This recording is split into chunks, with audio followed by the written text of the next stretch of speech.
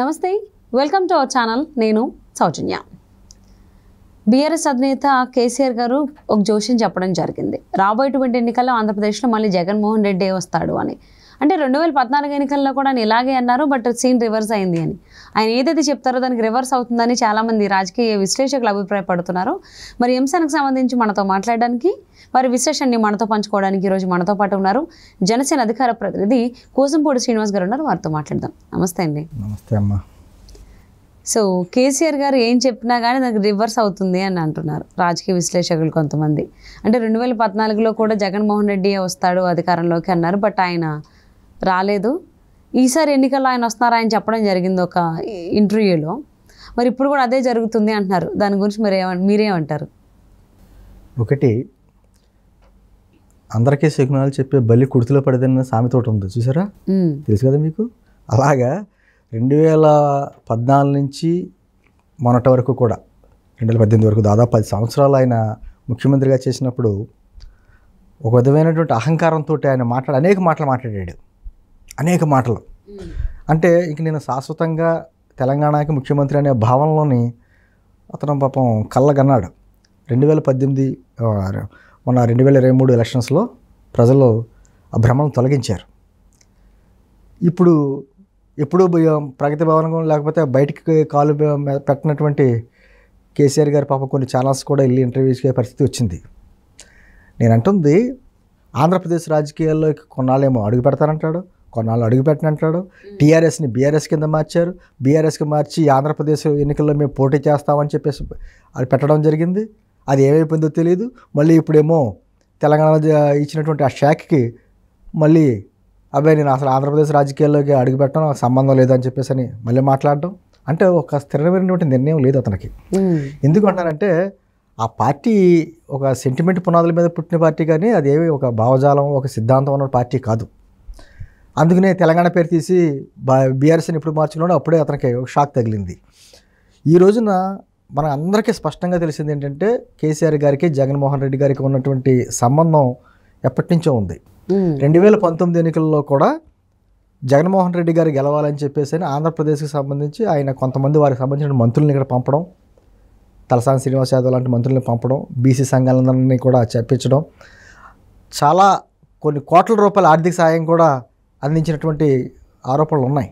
ఎందుకంటే మొదటి నుంచి కూడా ఈ అతనికి కేసీఆర్ గారికి చంద్రబాబు గారికి ఉన్నటువంటి వ్యక్తిగత ఏ గొడవలు దృష్టిలో పెట్టుకుని ఏదో రకంగా జగన్మోహన్ రెడ్డి వస్తే మనకు అనుకూలంగా ఉంటుంది. అసలు విషయం ఏంటంటే జగన్మోహన్ రెడ్డి గారి గురించి కేసీఆర్ గారికి బాగా తెలుసు.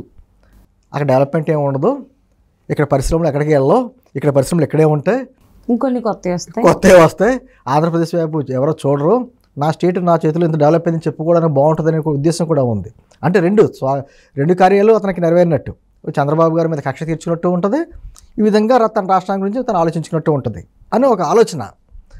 సరే, అనేక జగన్మోహన్ రెడ్డి గారు ముఖ్యమంత్రి అయినప్పుడు కూడా ఆయన గెస్ట్గా వచ్చి అనేక మాటలు చెప్పారు. ఇంకా బేసిన్ లీవ్ బేస్జాల్ లీవ్ అనే మాటలు, అదేవిధంగా రాయలసీమను కూడా సస్యశ్యామలం చేస్తాను అనేటువంటి మాటలు. అంటే తిరుపతి వెళ్తా రోజా గారి ఇంటి దగ్గర ఆగి అటు నుంచి తిరుపతి దర్శనాన్ని చేసుకున్నప్పుడు చెప్పిన మాటలు. సరే, మరి 2019 నుంచి 2023 వరకు ఆయన ముఖ్యమంత్రిగా ఉన్నారు కదా, ఆయనకి ఇష్టమైనటువంటి జగన్మోహన్ రెడ్డి గారు ఇక్కడ రాష్ట్రంలో ముఖ్యమంత్రిగా ఉన్నారు కదా. ఈ రెండు రాష్ట్రాల మధ్య ఉన్నటువంటి విభజన సమస్య ఏదైనా ఒక్కడైనా పరిష్కారం చేయగలిగారా? నేను అంటుంది కేంద్రం కల్పించుకుని కొన్ని సమస్యలు పరిష్కారం చేస్తుంది, కానీ రెండు రాష్ట్రాల ముఖ్యమంత్రులు కూర్చుని సమస్యను పరిష్కరించుకోవడం చాలా ఉన్నాయి. ఒక్క సమస్య కూడా పరిష్కారం అవ్వలేదే. మరి ఏ విధంగా మరి ఆంధ్రప్రదేశ్ గురించి మాట్లాడతారైనా? సరే, ఇప్పుడు కూడా అతని ఉద్దేశం ఏంటంటే మళ్ళీ జగన్మోహన్ రెడ్డి గారు రావాలి, వస్తే ఇతను ఆపదలో ఉన్నాడు కాబట్టి జగన్మోహన్ రెడ్డి గారు అండదండలు ఇతనికి ఉంటాయనేటువంటి ఈ ఒక విధమైన ఆలోచన తప్ప నిజంగా ప్రజల మీద ఉన్న ప్రేమ కాదు. కేసీఆర్ గారు ఎన్ని రకాలుగా మాట్లాడినారో ఆంధ్రప్రదేశ్ ప్రజల్ని, వాళ్ళ భాషని, సంస్కృతిని, ఆహారం అలవాట్లని ఆంధ్రప్రదేశ్ ప్రజలు మర్చిపోరు. నిజంగా పోటీ చేసి ఉండవలసింది. బీఆర్ఎస్ పెట్టారు కదా, దానికి రాష్ట్ర అధ్యక్షుని కూడా పెట్టారు కదా ఆంధ్ర వ్యక్తిని. ఒకసారి పోటీ చేసి ఉంటే తెలిసేది ఏంటన్నది. కానీ ఆ మితిమీరమైనటువంటి అహంకారంతో అధికారంలో ఉన్నాను కదా, నేనే శాశ్వత ముఖ్యమంత్రి అని అహంకారంతో ఆయన మాట్లాడిన మాటలు ఏమన్నా చేశారు, అవన్నీ తెలంగాణ ప్రజలు హర్షించక అతనికి ఇవ్వాల్సినటువంటి చెప్పాల్సిన బుద్ధి చెప్పారు.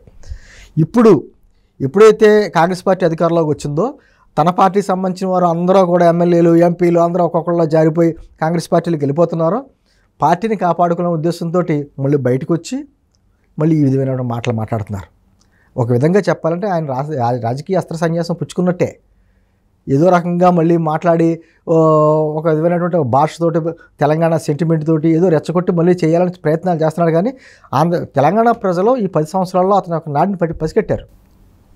అంటే మామూలుగా అయితే ఆంధ్రప్రదేశ్లో కులగొడలు ఎక్కువ ఉంటాయి, కులాలకు సంబంధించిన విషయాలు ఎక్కువ ఉంటాయి. తెలంగాణలో సెంటిమెంట్ భావన ఎక్కువ ఉంటుంది. ఆ సెంటిమెంట్ని ఉపయోగించుకుని అతను ఎన్నాళ్ళు రాగలిగాడు. ఎప్పుడైతే తెలంగాణ సెంటిమెంట్ని పక్కన పెట్టి నేను ఏదో దేశాన్ని ఏలేస్తాననేటువంటి ఉద్దేశంతో దాన్ని బీఆర్ఎస్ కింద మార్చి అటు మహారాష్ట్ర వెళ్ళి లేకపోతే ఆంధ్రప్రదేశ్ రాజకీయాలు అడుగుపెట్టి చేద్దాం అనుకున్నాడు. కానీ అవన్నీ తెలంగాణ ప్రజలు తిప్పికొట్టారు. ఆ ఫ్రస్ట్రేషన్లో భాగంగానే ఏమీ చేయలేని పరిస్థితుల్లో ఒక పక్కనటువంటి వారి నాయకులందరూ బయటకు వెళ్ళిపోతున్నారు. తను ఏం చేయలేని పరిస్థితి. రేపు ఇలాగ ఉంటే మొత్తం పార్టీని మూసుకోవాల్సిన పరిస్థితి ఏర్పడింది. కాబట్టి మళ్ళీ బయటకు వచ్చి చాలా సెంటర్లు వేస్తే ఇటువంటి మాటలు మాట్లాడుతున్నారు. కానీ ఆంధ్రప్రదేశ్ ప్రజలు ఎప్పుడు కూడా కేసీఆర్ చేసినటువంటి ద్రోహాన్ని మర్చిపోలేరు. కేసీఆర్ చేసిన ద్రోహాన్ని ఎన్నటికీ మర్చిపోలేరు. అంటే ఆయన ఎన్నికలు వచ్చేటప్పటికి ముందేమో ఆంధ్ర ప్రజలు అని విమర్శిస్తానే ఎన్నికలు వచ్చేటప్పటికి ఏమంటాడు, ఆంధ్ర ప్రజల కాలికి ముల్లుగుచ్చుకుంటే నోటితో తీస్తానంటాడు. అంటే మళ్ళీ ఎన్నికల అధికారులు రావడానికి ఇవన్నీ ప్రజలు గమనించారు.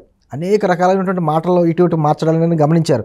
ఇప్పుడు అంటే ఏదో కొత్తగా వచ్చి మళ్ళీ ఈ జోస్యాలు అని చెప్తున్నాడు. కానీ ఈ జోస్యాలు ఏం పనికిరావు. ముందు అతని మీద అతని జోస్యం చూసుకోమనండి. అతని భవిష్యత్తు ఏంటో అతను చెప్పమనండి ముందు.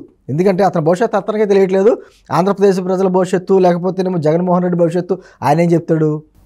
సరే ఆయన వచ్చి ఇప్పుడు నిజంగా బీఆర్ఎస్ పార్టీ అంటే జాతీయ పార్టీ అనుకుంటున్నాడు కదా, ఆంధ్రప్రదేశ్ వచ్చి ఒకసారి చెప్పమనండి, ప్రజలే చెప్తారు ఏంటన్నది సమాధానం. ఇవన్నీ కూడా రాజకీయ ఎత్తుల జిమ్మికులో ఏదో ఒక విధంగా ప్రచారంలో భాగమే తప్ప అంతకు మించి ఇంకేమీ లేదు. అంటే ఆయన ఏమన్నారంటే 2014లో వచ్చినటువంటి సర్వేలు నమ్మకం అన్నారు జగన్మోహన్ రెడ్డి రావడం, ఈసారి నా నమ్మకం అని చెప్పేసి అన్నారు ఆయన. అంటే సర్వేలు కాకుండా ఈసారి జగనే వస్తాడు అనేది నా నమ్మకం అని అన్నారు. అంటూనే అయినా నాకు ఆంధ్రప్రదేశ్ రాజకీయాలతో నాకు సంబంధం ఏమీ లేదు, మీ అక్కడ అడుగు పెట్టనని కూడా అన్నాడు. అంటే ఆయన ఏం చెప్పినా సీన్ రివర్స్ అవుతుందని కూడా అంటున్నారు కదా. అదే ఇప్పుడు ఏంటంటే అంటే ఇప్పుడు ఆల్మోస్ట్ మరి జగన్మోహన్ రెడ్డి ఓడిపోతాడు అనుకోవచ్చా కేసీఆర్ మాటలు బట్టి, ఎందుకంటే రివర్స్ అవుతుంది కాబట్టి. ఇప్పుడు అదృష్ట జాతకుడు ఏమైనా చెప్తే పని అవుతుంది ఏదో రకంగా.